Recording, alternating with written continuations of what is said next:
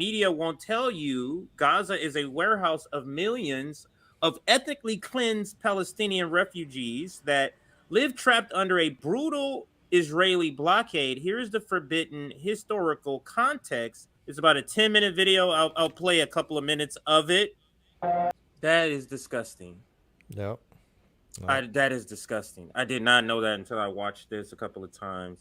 That is disgusting. It's akin to what's going on now, because I've seen that there's some Israeli settlers making TikTok videos about Palestinians right now. Just like if you have a plan to do this disgusting thing, like it's like, why aren't you trying to at least package it as being nice? And it seems like they don't care to a certain extent. Like everybody is supposed to be on board with this Zionism and killing Palestinians. Well, It's just normal to them. But go ahead. well, it's really interesting having been exposed to this equation of, from the inside, from childhood, of anti Zionism is anti Semitism. And that's really all they've got. I mean, that's all they can really hide behind. I mean, how do you justify the images coming out of Gaza when we're able to get images? How do you justify killing thousands of children? You've got to invoke this great moral outrage, right? You have to push these buttons, and it's worked. It's worked for 75 years, and it's stopped working, and they don't know what to do. And because they don't know what to do, they're just cranking up the volume on that hysteria. The one of the early protests right after this happened that I went to in Times Square, we showed Yeah, it was the on next the day. show. It was October 8th. That was the next day. What was it? I didn't realize. Yeah, it was the day after. Yeah. That was what they wanted to keep screaming. The counter protesters, this is genocide. They're claiming that this is genocide. What's being done to them is genocide. I swear to you, I've got it in the. If you go back and you watch the segment we did, yeah, I've got someone screaming from the Zionist side. That's called genocide. That's called genocide. You hate Jews. You hate Jews. And they are desperate to deflect to that. They are desperate to define it that way. And you're seeing it at the highest levels. Look at Joe Biden announcing today that they're going to get involved in speech on college campuses they're trying to define it as a wave of anti-Semitism by definition. Now, look, I'm not going to say that no asshole shows up at any of these protests and says something anti-Semitic, but I didn't hear anything like that. I heard a lot of racist stuff on the other side of the street, and I showed it, and it's in that clip that we aired. I didn't hear that from the other side. I'm not saying it never happens, but they pray for that to happen. And when it does happen, they blow it up as if that is at the core of the entire movement. It's such desperate, transparent propaganda.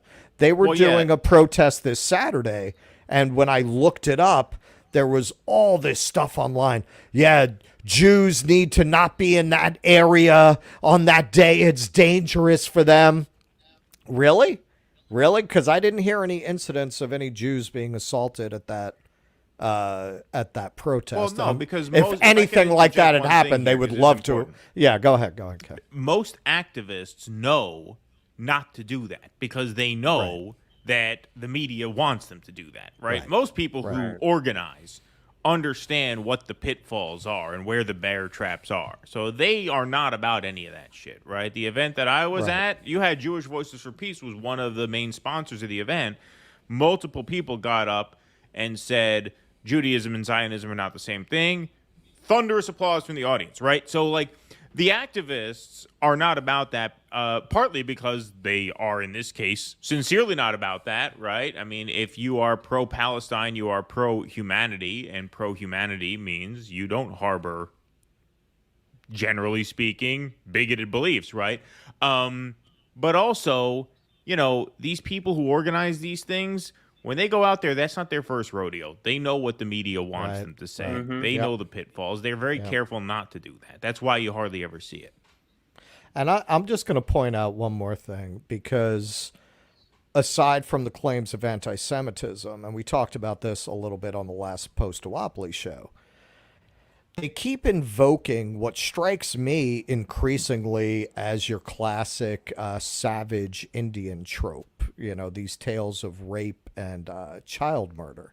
Now, I can't say by definition that hasn't happened, but honestly, the more I look into it, the more skeptical I am. Because I've had Zionists come at me painting these very lurid pictures that are right out of a 19th century book about the savage Indians. I mean, that's what it sounds like to me. I had somebody write to me about, well, you have to strike back when people are raping a woman while burning her baby in an oven and laughing. And I said, can you show me evidence that this happened? Can you show me any evidence of this? None was forthcoming. And so increasingly I'm saying, because these people are highly motivated to present that kind of evidence if it exists. And if it existed, they'd be on it, right? So where is it? More than one person making this claim, I've said, really, I want to know. Can you show me evidence that this is happening? Nothing. So increasingly, I think it's your classic colonizer method. In order to justify brutality, you claim that to have been the victim of brutality, or more to the point, that the people that you're doing this to are such a danger and a threat, or so beyond the boundaries of any kind of civilized normative behavior that they have to be wiped out for the safety of the community. Facts. Let me finish the video, or not finish, finish 2 minutes of the video that I wanted to play. And we're going to start where the settlers are watching bombs fall on Gaza, because not playing all of it is not going to do it justice. So I don't want to get too far into it. The reason I wanted to play some of it, I got another video I wanted to play, is because she has a pretty good library on this topic, along with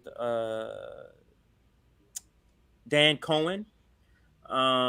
So these are two sort of sources on this topic that anybody who's not well versed on just what's happening, like if you're just coming into this understanding of this conflict through the lens of what recently happened, leaning on Abby Martin and Dan Cohen are both pretty good sources of information. Now, this video right here is when she was in Israel with Dan Cohen. So let's watch this. We're here in Zion Square in Jerusalem, which the government has actually declared to rename Tolerant Square. And we're just going to ask everyday Israelis what they think about the situation. You're American. Where are you from, and why did you come here? I'm from New York, and I came here with my family when I was younger to make Aliyah, because it was always my parents' dream to come to Israel because we're religious. So, are you American? Yes. Oh, cool. Why? When did you move here, and why? I moved here 11 years ago. My family moved here because this is the country of the Jewish people and the future of the Jewish people, and we want to be here. How old are you guys? 18. 18? We're 18 years old. Now we're here in Israel taking a leadership course, and we're going to the army for a few months to see how life's here. And then we hope to bring back some of this knowledge to our youth movements. So you're like an internship with the army? It's about 2 months, and they show you everything about the army. Israel is a great place. It's a nice place. You should come and visit. I love Israel, and I feel safe here. All that misconceptions are not true. Like, there's not people with knives every day, and there's not people exploding. Palestinians? Yeah. No, but pretty much the life here is really good. For people living here, it's just normal to see people in the army walking around with guns, and you feel completely safe and protected. I feel like we know who the threat is, and it's not coming from anyone random, as opposed to in the rest of the world that could be anyone. Here we know who our enemy is, and we know that they are out to get us. Who is the enemy? Who's the enemy? That's a very good question. I don't think it's specifically any nation. I think it's the people that are so interested in being politically correct that they won't actually go after the the people that are trying to cover things up. I have no idea what Yeah, she that's- meant by that. That's an AOC word salad. Well, Yeah, she just it's- she wasn't expecting to be challenged, and so once she was challenged, she's like, "Oh, I can't say the Palestinians are the enemy. I have to come up with Right. a more politically correct thing than that." Basically, I mean, my read, just knowing Zionists and how they think and how they formulate, how they see the world, it was a roundabout way of saying that the woke people buy the propaganda coming out of the Arab world Yes. about how they're oppressing those people, but they don't understand who those people really are. Right, but that doesn't answer Abby Martin's question, because Oh, Abby cool. Martin wasn't saying who's your political enemy. She's like, who are the people who are out to kill you, right? Yeah. Well, You she ducked it. Yeah, she ducked it. Ducked and dodged. Yeah. Yeah, so I again, this was more of a Abby Martin appreciation segment, just to kind of shout out some of the work she does. And make sure you go check out, like, because I'm interested in just learning more so that we can combat some of these Zionist talking points. I want to get better at this, basically, is what I'm saying, like a Max Blumenthal in that interview with Tim Pool. So anybody who's looking to gain more information, more knowledge on this conflict, Dan Cohen and Abby Martin are some good sources. Gentlemen, I'm going to go ahead if you had any final... I'm actually right now, this is as a high school dropout and an autodidact. From the time I dropped out of high school, the way I'll study a subject is I'll get a very general book on it, and I'll start there, and then I'll get more specific. So right now, I am educating myself, and I'm starting with a general history of the Middle East. I've always taken an interest in Roman history, Greek history. I've never really delved into that history. And it definitely flips things a little bit. And this is not like a very biased activist kind of history. That's not what I was looking for. I was looking for something very neutral. But, very often you'll see people in the West who are anti-Muslim or Islamophobic will talk about how Jews and Christians were treated in the historic Arab world. And I mean, I kind of knew this, but this is getting into this. They were treated a hell of a lot better than Muslims were in the Christian world, and certainly better than Jews were in the Christian world, because under Islam, they see them as people of the book, right? Jews, Christians, it's within the same religious tradition and lineage. So under the Ottomans, under the Mamluk empires, under the Persians, they were allowed to live within their territories. Sometimes they were allowed to take on government roles. In some, they were not. But no, if you look at the medieval period in Europe, how Jews were treated, they were treated a lot better in Muslim countries in that era than they were in the Christian world. So, as with so many things, a lot of what you're told, a lot of the framing of history that you get is exactly the reverse of what actually happened, because we're in the West. That's the perspective that we get.